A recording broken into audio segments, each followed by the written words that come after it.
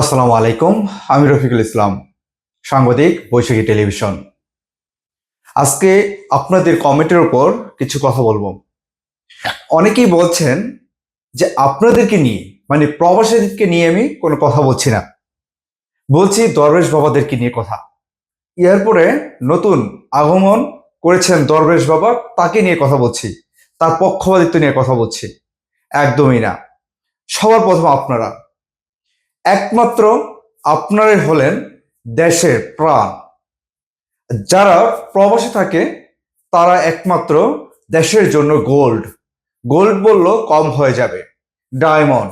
আর তাও চারটিখানি কথা নয়, আপনারা হলেন দেশের ব্ল্যাক ডায়মন্ড, সবচেয়ে দামি পদার্থ।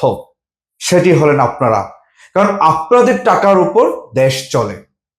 প্রবাসী যদি টাকা শাটডাউন করে দেয় কিংবা দেশে টাকা না পাঠায়, তাহলে কিন্তু দেশ একদমই অচল হয়ে যাবে। সেদিক থেকে আপনারা দেশের প্রাণ বলা যায়। তার থেকে বড় কথা হলো, দেশের জন্য দুইজন ব্যক্তি নিবেদিত প্রাণ দিয়ে যাচ্ছে বা গিয়েছে।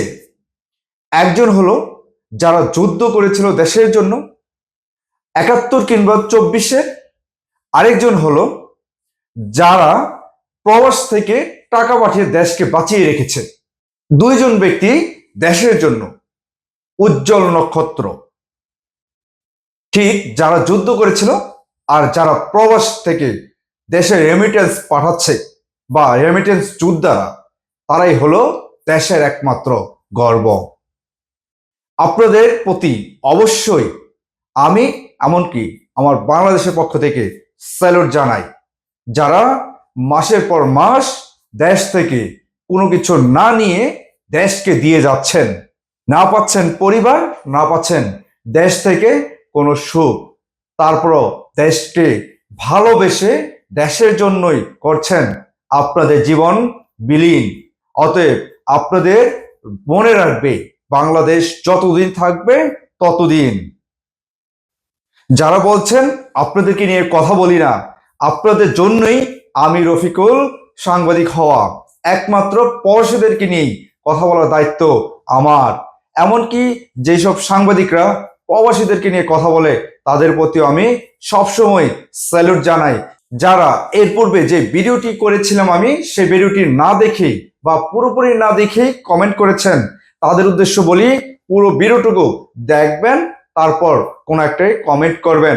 কারণ আপনারা না দেখে পুরোপুরি জিনিসটুকু না বুঝেই কমেন্ট করতে থাকেন, এতে করে কি হয়, আপনার ব্যক্তিত্বই নষ্ট হয়। মনে করছেন যে আমি দরবেশ বাবার পক্ষ নিয়ে কথা বলছি। যেই ভিডিও প্রথম ২-১ মিনিট দেখেই যদি আপনার বিচার করে ফেলেন, তাহলে পুরো ভিডিও করার কোনো মূল্যই থাকে না। আপনাদের জন্য আমি কাজ করি, যদি আপনারাই আমাকে গালি দেন, তাহলে সে সময়টাই লাগে হৃদয়ে ব্যথা। সে সময় হৃদয়ে রক্তক্ষরণ হয় যে আপনারা আমাকেই গালি দিচ্ছেন। অনেক সময় বোঝানোর ক্ষেত্রে বোঝাতে হয় একটু ভিন্নভাবে। সবাই ভাই এক ক্যাটাগরিতে বুঝবে না। যে ভিডিওটি করেছিলাম সেখানে বলেছিলাম দরবেশ বাবার কোনো ভুল ছিল না, কারণ সে আইনি কাজ করছে, যে আইন রয়েছে সে আইনি কাজ করছে। কিন্তু অনেকেই বলছিল, ভাই আমরা আইন চাই না, আইন মানি না। দেশকে যদি ভালোবাসেন অবশ্যই দেশের আইনকে অবশ্যই শ্রদ্ধা করতে হবে। তবে আপনাদের যেই বিষয়গুলো বেশিরভাগই বলছেন ৪ থেকে ৫টা যাতে আমরা ফোন নিতে পারি সে ব্যবস্থা করার জন্য, তার জন্য কিন্তু আপনি আমি সকলেরই কথা বলতে হবে, যাতে আবেদন করতে হবে, তাদের কাছে অবশ্যই দরখাস্ত করতে হবে যে আমরা ৪ থেকে ৫টি ফোন যাতে নিতে পারি সেই ব্যবস্থা করে। কিন্তু যদি আমরা বাজে কমেন্ট করি, তাহলেই আপনাদের ব্যক্তিত্ব বা আপনাদের ইমেজই নষ্ট হবে। কারণ আপনার কমেন্টগুলো অন্য ১০ জন ব্যক্তি পড়ছে, এমনকি তারা দেখছে। যদি আপনি খারাপ কোনো কথা বলেন, সেটাও আপনার ইমেজেই লাগবে। অতএব আপনি বাংলাদেশি, আমি বাংলাদেশি, পরিচয় একটাই, আমরা সবাই বাংলাদেশি। অতএব কাউকে কখনোই হ্যাঁ প্রতিপন্ন কথা না বলি। যারা দরবেশ বাবাকে গালি দিচ্ছেন, তাদেরকে আবার একটু বলে দেই, তার কোনো ক্ষমতা নেই সেখানে। তিনি যা করছেন সেটাই হলো তার কাজ। যে আইন তৈরি করেছে, এমনকি যারা দায়িত্বশীল রয়েছে, তারা যদি তাকে বলে সেখান থেকে সে সরে যাবে, এটাই হলো তার কাজ। কিন্তু যারা আমরা মনে করছি দরবেশ বাবাই সবকিছুর অপরাধের মূল, একদমই না। তার জায়গায় অন্য কোনো পীর বাবা আসলেও সে একই কাজ করবে।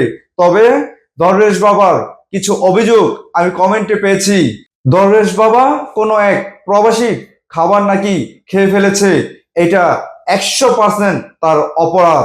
কারণ কোনো প্রবাসী কিংবা কোনো যাত্রী খাবার কিংবা কোনো জিনিসপত্র ভোগ করার অধিকার তার নেই।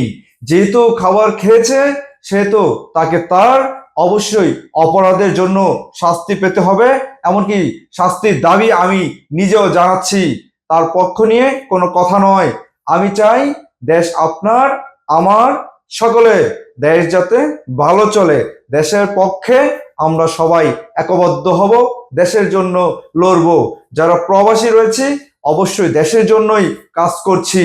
অন্যান্য দিক থেকে যদি আপনাদের দেখাই, দেখবেন বাংলাদেশের বিগত দিনগুলোতে যেসব এমপি মন্ত্রী এমনকি বড় বড় শিল্পপতিরা ছিল, তারা বাংলাদেশের টাকা এমনকি প্রবাসীদের টাকা নিয়ে অন্য কোনো দেশে পাচার করেছে।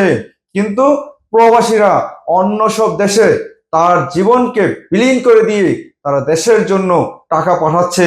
প্রবাসীদের সাপোর্ট আমরা সবসময় পেয়েই ধন্য হয়েছি। অতএব প্রবাসীদেরকে আমরা কখনোই ছোট করে দেখব না।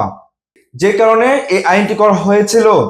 সবসময় একটা দেশের অভ্যন্তরীণ একটা বিষয় থাকে, অভ্যন্তরীণ বিষয়, সেটা হলো অর্থনৈতিক বিষয়।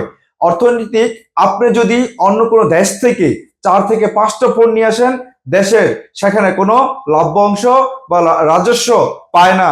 যে কারণে তারা এই আইনটি করেছিল, যাতে বাংলাদেশ থেকে কোনো এক ফোন খরিদ করলে সেই লভ্যাংশ বাংলাদেশের হয়। তবে সবাই চায় প্রবাস থেকে দেশে গেলে সবাই প্রবাসীদের মুখে তাকিয়ে থাকে, একটা ফোন কিংবা একটা ল্যাপটপ এরকম কিছু যাতে তাদেরকে উপহার দেওয়া হয়। তবে সরকারের কাছে প্রবাসীদের দিক থেকে, এমনকি যারা কমেন্ট করেছেন সবার দিক থেকে আমরাও আবেদন জানাই, যাতে আমাদের এয়ারপোর্টে কোনো রকম 2 নম্বরই কোনো দুর্নীতি, এমনকি কোনো প্রবাসীদের ব্যাগ কাটা, প্রবাসীদেরকে হেনস্থা করা না হয়। আর যাতে প্রবাসীরা যাতে 4 থেকে 5টি ফোন নিতে পারে, পরিবারের লোকজনকে খুশি করতে পারে। একটি মাত্র দিন যেদিন দেশে যায় সেদিনই খুশির একটি দিন, মনে হয় কোনো প্রবাসীর বাড়িতে ঈদ লেগে যায়। সেদিনটি যেন কারো মুখে কষ্ট না লাগে, সেজন্যই 4 থেকে 5টি ফোনের আশা করছে প্রবাসীরা।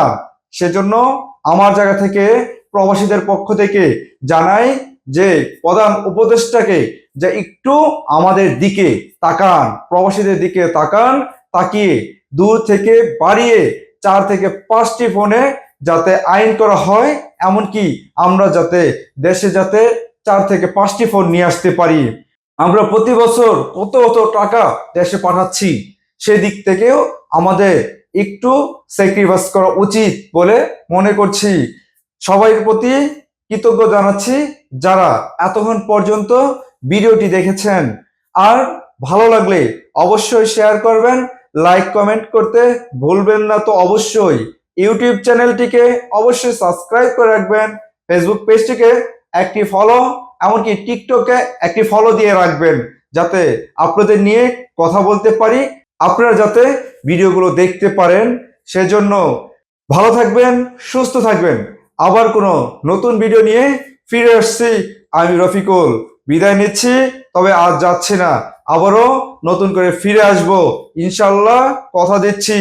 সে পর্যন্ত ভালো থাকবেন, সুস্থ থাকবেন, আমার জন্য দোয়া করবেন। সালাম আলাইকুম।